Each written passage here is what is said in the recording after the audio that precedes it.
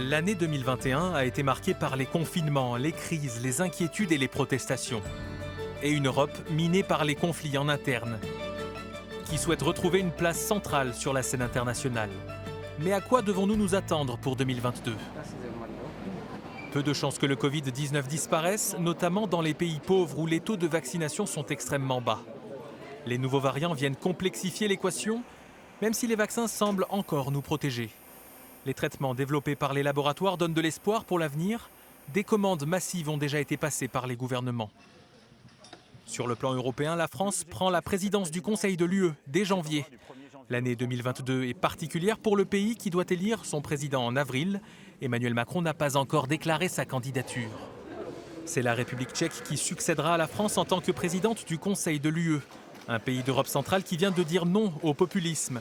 La défaite du Premier ministre Andrej Babiš rebat les cartes en Europe centrale. Le groupe de Visegrad, initialement composé de dirigeants eurosceptiques, est en train de se fissurer.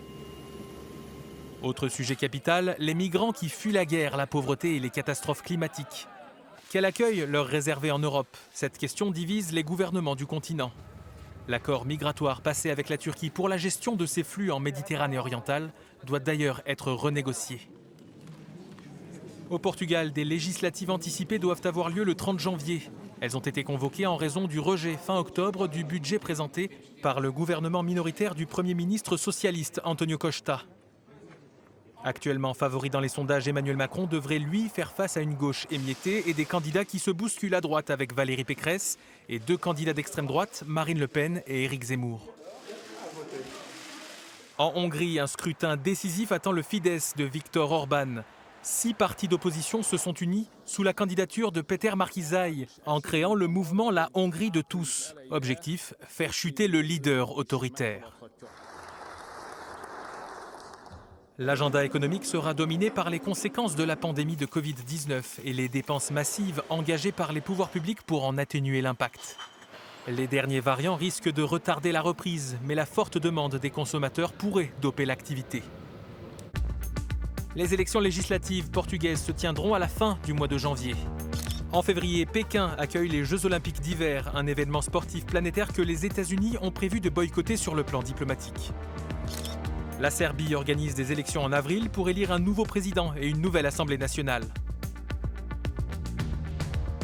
L'élection présidentielle française se déroulera pour sa part les 10 et 24 avril 2022. Les législatives en Hongrie doivent avoir lieu avant le mois de mai, dernier délai. La ville italienne de Turin accueillera le concours de l'Eurovision. En février, la reine Elisabeth II doit fêter ses 70 ans de règne, un jubilé de platine qui sera célébré en grande pompe début juin. Le Forum économique mondial de Davos a été reporté en raison de la propagation du variant Omicron. Il aura lieu au début de l'été 2022. Le sommet du G20 se tiendra pour sa part en octobre avec le slogan « Travailler ensemble, restaurer la confiance ».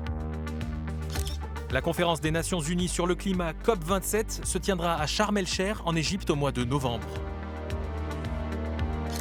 Aux États-Unis, les démocrates vont tenter de conserver le contrôle du Sénat et de la Chambre des représentants.